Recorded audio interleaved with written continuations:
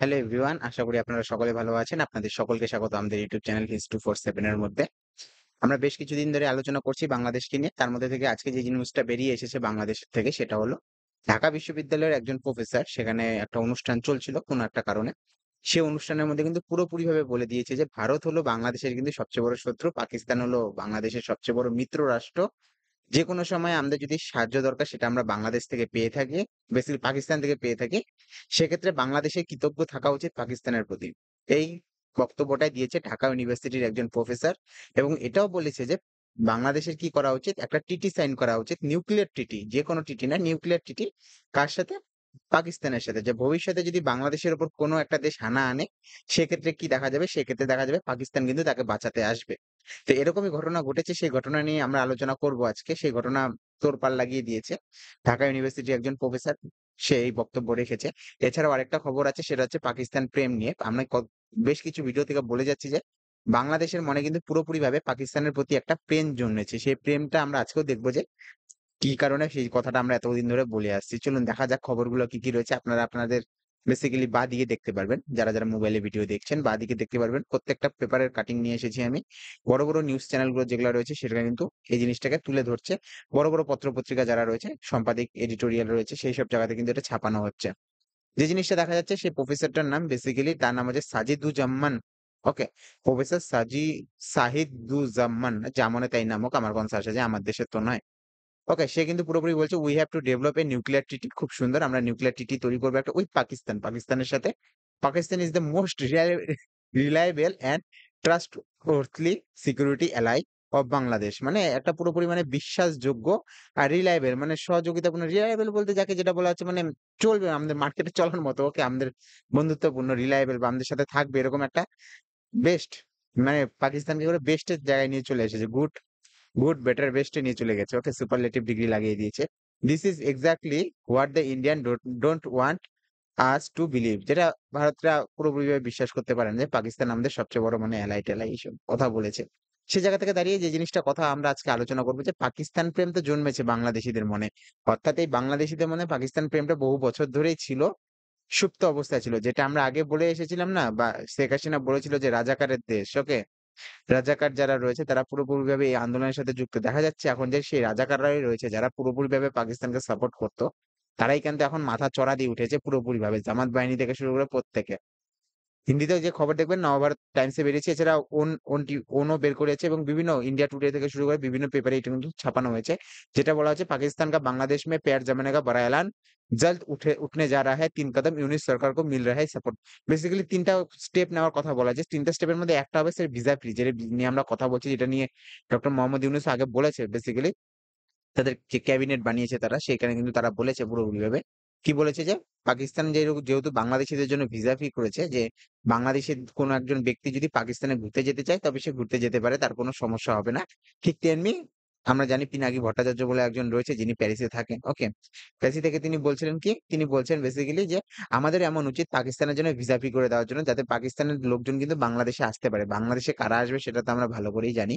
Basically লস্করে Taiyaba, জৈশে Mohammad এইসব লোকই আসবে। বাংলাদেশী পাকিস্তানের কাছে লোকের কাছে এত টাকা নেই যে বাংলাদেশে ঘুরতে আসবে তারা। আর ঘুরতে এসেও কিছু বুঝবে না, উর্দু কথা বলবে।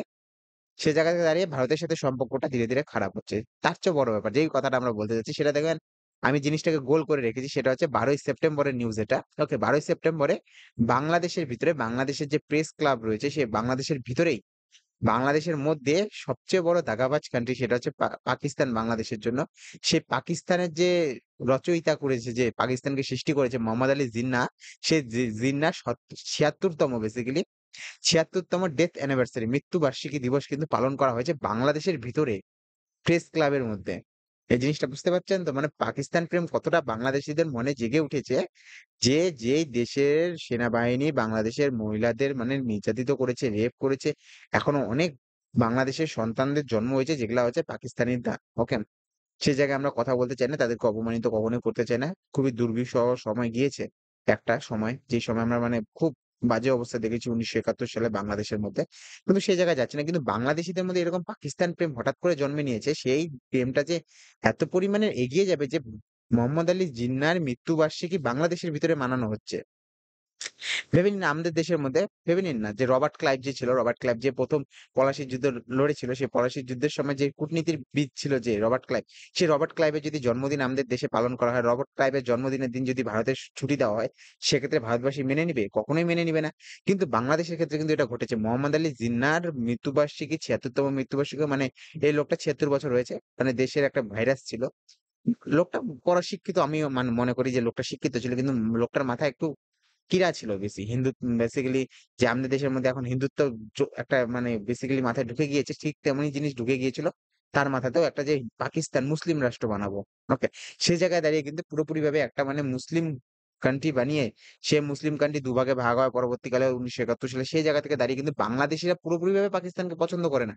সেই জায়গা থেকে দাঁড়িয়ে কিন্তু এরকম ঘটনা ঘটেছে। যেই ঘটনাটা ঘটেছে এখন যে জিনিসটা দেখা যাচ্ছে যে শেখ হাসিনার সময় কিন্তু পাকিস্তানিরা পুরোপুরিভাবে এখানে কিন্তু চান্স পেত না।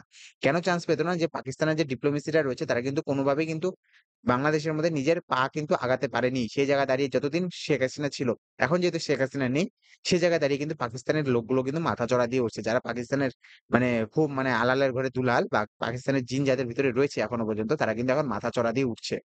তার চেয়ে বড় ব্যাপার যেটা হচ্ছে বেসিক্যালি এখন যেটা দেখা যাচ্ছে পাকিস্তানের সাথে বাংলাদেশের কিন্তু রিলেশন খুব ভালো করার চেষ্টা করছে। যখন ডক্টর মোহাম্মদ ইউনূস এসেছিল সেই সময় কিন্তু আমরা দেখেছি পুরোপুরিভাবে কিন্তু ডক্টর মোহাম্মদ ইউনূসকে কিন্তু একদম সাপোর্ট জানিয়েছে। এছাড়া যখন আমরা দেখেছি ত্রিপুরার সোশ্যাল মিডিয়ায় একটা খবর বেরিয়েছিল না? ত্রিপুরার বাঁধ খুলে দিয়েছে বাংলাদেশে বন্যা আনার জন্য। সেই সময় কিন্তু আমরা দেখেছি। সেই সময় পাকিস্তান পুরোপুরিভাবে কিন্তু টুইট করে সেখানকার যে প্রধানমন্ত্রী রয়েছে শাহবাজ শরীফ সে কিন্তু টুইট করে কাকে বলেছিল? ইউনূসকে বলেছিল এবং নিজের দুঃখ প্রকাশ করেছিল। পাকিস্তানের মতো দেশ যে নিজের রুটি পাচ্ছে না সে কিন্তু দুঃখ প্রকাশ করছে। সেই জায়গায় দাঁড়িয়ে কিন্তু যে জিনিসটা দেখা যাচ্ছে Pakistan has also contact the new government. New গভর্নমেন্টের সাথে তো কথাবার্তা বলছেই।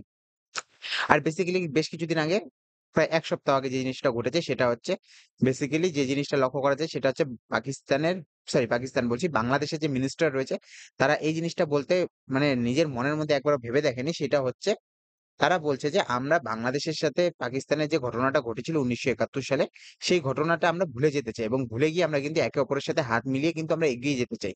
মানে বুঝতে পারছেন ১৯৭১ সালের ঘটনা ভুলে যেতে চাই। সেইখানে যে নির্যাতিত হয়েছিল লোকজন, লোকজনকে যে এভাবে মারা হয়েছিল, এই মহিলাদের সাথে যে এত নির্যাতন করা হয়েছিল, সেইগুলা সবকিছু ভুলে যেতে চাই এবং পাকিস্তানের সাথে আমরা সম্বন্ধ কি করতে চাই? আমরা এগিয়ে নিয়ে চলে যেতে চাই। খুব ভালো ব্যাপার সেই জিনিসটা আমরা কথা বলতে পারি না। সেটা বাংলাদেশের লোকের ভিতরে কতটা চলবে সেই জায়গাটা রয়েছে। Professor Saijidullah Zaman of Dhaka university talked about nuclear weapon of Bangladesh in the seminar. একটা সেমিনার চলছিল সেই সেমিনার মধ্যে বলে দিয়েছে যে আমাদের কি করা উচিত একটা নিউক্লিয়ার ট্রিটি করা উচিত কার সাথে পাকিস্তানের সাথে কয়দিন পরে বলবে আমরা নিউক্লিয়ার বোম বানাবো সেটাও বলতে পারে বলা যায় না কিন্তু যে জিনিসটা সবচেয়ে বেশি মানে দুঃখের বিষয় সেটা হচ্ছে বলেছে যে আমাদের কাছে দুঃখের বিষয় হতে পারে কিন্তু বাংলাদেশিদের কাছে একটু মজার বিষয় হতে পারে তারা বলেছে যে পুরোপুরি ভাবে পাকিস্তান হলো বাংলাদেশের সবচেয়ে বড় অ্যালাই মানে সবচেয়ে বড় বন্ধুত্ব পাকিস্তানের সাথে রয়েছে এবং সবচেয়ে বড় শত্রু কে রয়েছে এনিমি সবচেয়ে বড় কে? সেটা হচ্ছে ভারত। ভারত এখন এনিমি হয়ে গেছে। কোন ব্যাপার না সেটা জানি না। ওকে এরপরে দেখা গেছে যে প্রেস ক্লাবের মধ্যে পুরোপুরিভাবে জিন্নাহর মৃত্যুবার্ষিকী উদযাপন করা হয়েছে। এছাড়া দেখা গিয়েছে বলা হয়েছে যেহেতু দেখেন মুসলিম কান্ট্রি গুলোর মধ্যে একটা কান্ট্রি রয়েছে যার কাছেও কিন্তু নিউক্লিয়ার ওয়েপন রয়েছে সেটা হচ্ছে পাকিস্তান। এইজন্য পাকিস্তানের সাথে একটু ঘনিষ্ঠ করার চেষ্টা করছে বাংলাদেশ। কারণ বাংলাদেশ পুরোপুরিভাবে কিন্তু ইন্ডিয়া দ্বারা ঘিরিত। শুধু একটু জায়গা রয়েছে সেটা হচ্ছে মায়ানমারের সাথে লাগানো রয়েছে। কিন্তু পুরোপুরিভাবে কিন্তু ইন্ডিয়ার সাথে কিন্তু ঘিরে রাখা হয়েছে বাংলাদেশকে। সেই জায়গায় দাঁড়িয়ে কিন্তু বেশ কিছুদিন আগে আমরা খবর শুনতে পাচ্ছিলাম যে বাংলাদেশ কিন্তু পাকিস্তানের থেকে গোলাবারুদ কিনছে এবং এটা বলে কিনছে যে আমাদের বেসিক্যালি কি করা উচিত আমরা নিজেকে ক্যাপেবল বানাচ্ছি। আমরা পুরোপুরিভাবে এটা ইন্ডিয়ার জন্য ইউজ করব না। এটা আমরা নিজেকে সশক্তিকরণ বানানোর জন্য আমরা কিনছি। ভালো কথা। কিন্তু কেন কিনছি সেটা তো আমরা বুঝতে পারছি। সেই জায়গা থেকে দাঁড়িয়ে আমরা কিছু বলতে চাই না এখন পর্যন্ত। কিন্তু ভবিষ্যতে দেখা যাবে। এছাড়াও সেখানে যে জামাত বাহিনী রয়েছে, জামাত যে ইসলামী জামাত রয়েছে তারা কিন্তু পুরোপুরিভাবে অ্যান্টি ইন্ডিয়া এবং পুরোপুরিভাবে পাকিস্তানের কিন্তু কোলে গিয়ে বসে পড়েছে। পাকিস্তানের সাথে এখন যারা দেখছি যে সেই হুজুরগুলা যে রয়েছে যেভাবে কিন্তু মন্তব্য করছে ভারত বিদ্বেষী, সেই জায়গায় দাঁড়িয়ে কিন্তু ভবিষ্যতে কিন্তু বাংলাদেশ আমাদের জন্য কিন্তু একটা ক্যান্সারের কারণ হতে পারে। সেই ক্যান্সার এখন কিন্তু টিউমার অবস্থায় রয়েছে। সেই টিউমারকে কিন্তু এখন যদি চিকিৎসা না করানো হয় ভবিষ্যতে সেটা ক্যান্সারের রূপ নিবে এবং সেটাকে নিয়ে কিন্তু সমস্যায় পড়তে হবে ভারতকে। কারণ সেখানকার যে বেসিক্যালি সেখানকার লোক যাকে মেনে চলে সেটা হচ্ছে সেখানকার হুজুরগুলা। ওকে পুরোপুরিভাবে মোল্লা যে মৌলবীগুলো রয়েছে সেগুলোকে মেনে চলে। সেই জন্য কিন্তু দেখা যায় যে এই মৌলবীগুলো বেসিক্যালি যা বলে সেখানকার জনগণ কিন্তু তাই মেনে নেয়। এখন ধীরে, ধীরে দেখা যাচ্ছে এখন তো শুধুমাত্র তারা ভালো, ভালো বলছে। ওকে? শুধু ইন্ডিয়ার নামে বেরোচ্ছে। এরপরে যখন তারা দেখবে যখন তাদের শক্তি খুব বেশি পরিমাণে হয়ে গেছে সেখান থেকে দেখা যাবে যে বাংলাদেশের মধ্যে কিন্তু সারিয়া ল লাগিয়ে দিবে। সারিয়া ল লাগিয়ে দিলে সেখানকার মহিলাদের অবস্থা কোথায় যাবে সেই জায়গাটাও কিন্তু দেখার বিষয়। কারণ আমরা প্রত্যেকেই বলছি কিন্তু বাংলাদেশ কিন্তু আফগানিস্তানের রূপ নেওয়া শুরু করে দিয়েছে। আপনি আফগানিস্তানের ১৯৭০ সালের ফটো দেখেন, সে সময় দেখবেন সেই দেশটা একদম পুরোপুরিভাবে লিবারেল ছিল। এখন গিয়ে দেখুন মহিলাদের বুরখা ছাড়া চলতে পারছে না। আপনি ইরানের ফটো দেখুন ১৯৭০, ১৯৬০ সালের কাছাকাছি। সে সময় দেখবেন ইরানের ভিতরে কিন্তু প্রচন্ড পরিমাণে লিবারাল লোক ছিল। পুরোপুরিভাবে আমেরিকানরা সেখানে যেত, পার্টি হতো, পুরোপুরিভাবে শিক্ষা-দীক্ষার দিক থেকে উন্নত ছিল মহিলারাও। এখন বর্তমানে দেখুন হিজাব নিয়ে যে চলছে ইরানের মধ্যে সেটা কি ঘটনা ঘটে গিয়েছে ভাবুন। এইসব জিনিস কিন্তু বাংলাদেশের মধ্যে হলে কিন্তু সমস্যা দেখা যাবে সেখানকার জনগণের। এট লিস্ট আজকে যে মৌলবি-সৌলবি যেগুলা রয়েছে এরা একদিন মরে যাবে। কিন্তু দেশ কাকে চালাতে হবে? ইয়ং জেনারেশন কে চালাতে হবে। যারা এখন ছোট রয়েছে ২০ বছর, ২৫ বছর, ৩০ বছর যাদের রয়েছে তাদেরকে ভবিষ্যতে দেশ চালাতে হবে। দেশ যদি কোন পরিমাণে কিন্তু ধর্মের মধ্যে পড়ে যায় সেক্ষেত্রে কিন্তু সে দেশ কিন্তু উন্নতি করতে পারে না। যেটা আমরা চায়নার মধ্যে দেখেছি, চায়নাতে কিন্তু কোন পরিমাণে ধর্মের কোন জায়গা নেই। সেখানে উইগুর মুসলিমদের পর্যন্ত কিন্তু স্কার্ট পরিয়ে রাখা হয়। সেখানে বলা হয়েছে কেউ কিন্তু পুরোপুরিভাবে বোরখা পড়তে পারবে না। কিন্তু আপনি পাকিস্তানকে লক্ষ্য রাখুন পুরোপুরিভাবে একটা রাষ্ট্র যে রাষ্ট্রের মধ্যে ফল-ফুলে সবকিছুতে ভর্তি ছিল।